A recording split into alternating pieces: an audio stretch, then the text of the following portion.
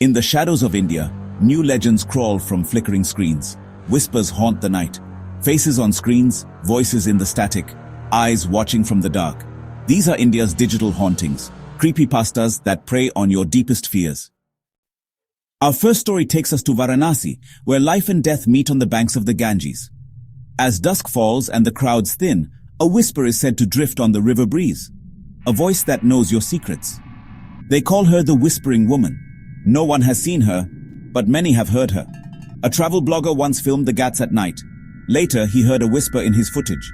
Words he didn't understand, but that felt chillingly familiar. He lost hours, left only with a sense of dread and the feeling of being watched. Soon, others shared similar stories. A student hearing his childhood nickname from an empty boat. A photographer hearing a private memory spoken aloud. The whispers are never loud, but always personal, exposing secrets you thought were buried. Legend says she was a courtesan, betrayed and ruined, now seeking connection by unburdening others of their secrets. Locals warn, never linger after the final aarti.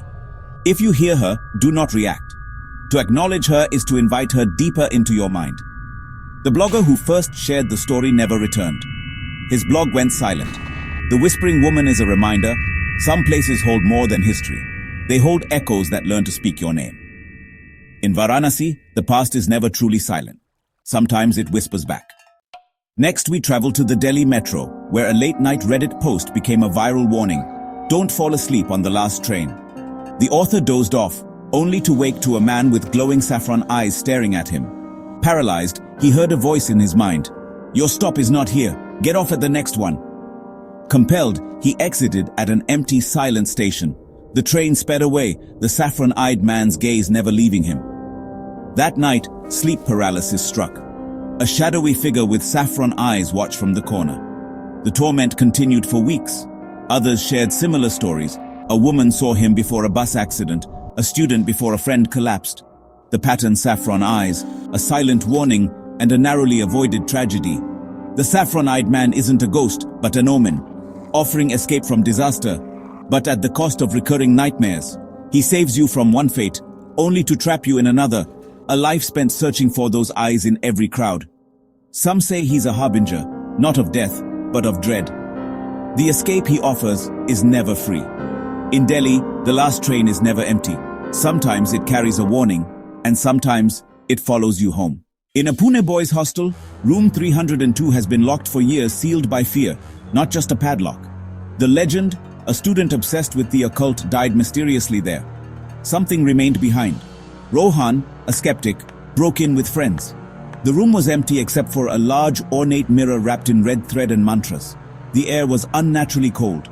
Rohan's friends fled, but he stayed, vowing to face the mirror at 3 a.m. At dawn, they found him sitting before the mirror, silent, eyes wide with terror. He was alive but never spoke again, his mind wiped clean. No one knows what he saw. Did the mirror show him something, or did something see him? The red thread, they say, was to keep something from looking out. Rohan stared into the abyss, and the abyss stared back. Now room 302 remains locked, a warning to the curious. Some doors are better left closed. In Pune, the bravest sometimes pay the highest price. The mirror waits for the next skeptic. And the silence in room 302 is never empty. It's filled with what's left behind. On the Mumbai-Pune expressway, late-night drivers speak of a phantom sound, a baby crying impossibly close. The instinct is to stop and help, but the legend warns do not stop. The story traces back to a tragic accident. A family killed their infant spirit, said to haunt the road. A trucker's dashcam once caught the crying, and for a moment, tiny muddy footprints appeared behind his truck. The implication: the ghost is not just an echo, but a malevolent presence. Those who stop find nothing until a speeding vehicle appears, leading to fatal collisions. The crying is bait, luring the compassionate to their doom. The story twists our instinct to help into a deadly trap. On this highway, compassion can be fatal. If you hear the crying, the only advice: drive on, don't look back. The road remembers every tragedy, and sometimes it calls out for company. The expressway's most dangerous curve isn't in the asphalt, it's in your heart. Harden it, or risk joining the vigil. At Chennai's Mambalam station, a local legend warns of the man who smiles at trains. He stands at the platform's edge for the last train, smiling wide, eyes empty. A railway employee noticed him on security cameras. Always in the same spot, always at the same time. The footage was always corrupted, as if the man was a glitch in reality. The employee tried to confront him and vanished without a trace, leaving only his cracked phone behind.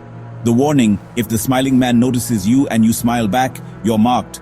Those who return his smile disappear, erased from their lives as if they never existed. No struggle, no sound, just gone. The man who smiles at trains feeds on acknowledgement. His smile is an invitation. Returning it is acceptance. At Mambalam, if you see him, look away. And whatever you do, don't smile back. Some smiles are not meant to be returned, and some platforms are for departures you never planned. In Rajasthan's desert ruins, a vlogger sought the truth behind a legend, a ghostly dancer who appears on full moon nights. He filmed the temple as night fell, dismissing the tale as superstition. Then the sound of gungroos echoed through the ruins. A figure emerged draped in silks, face hidden, dancing with hypnotic grace and profound sadness. The camera glitched the dancer's form, twisting into grotesque shapes. Suddenly, she stopped, turning to reveal glowing eyes and a guttural growl. The vlogger fled, chased by the sound of phantom anklets. His footage was corrupted, but the audio remained wind anklets and an inhuman snarl. He posted only the audio, warning others some ruins are abandoned for a reason. The dancer's audience should be none. In Rajasthan, the past sometimes performs for the living, and not every dance is meant to be seen. The desert keeps its secrets, and some legends are best left undisturbed. In Bengaluru's tech hub, a story spread through IT circles: the Red Room. An employee working late found a red door at the end of an empty corridor.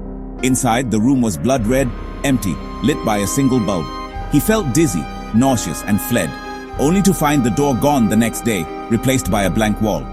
On his palm, a red handprint remained, impossible to wash off. He posted his story online. It was quickly deleted, but not before it spread. Others claimed to have seen the door or noticed cameras failing in certain corridors.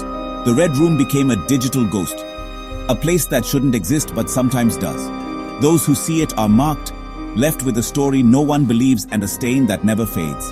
In a city built on logic, the Red Room is a glitch in reality. Some doors open into nowhere and some marks never wash away. The Red Room waits for the next visitor. And in Bengaluru, not every ghost is ancient. Some are born from code and fear. We've walked the ghats, ridden the last train, stared into haunted mirrors and opened forbidden doors.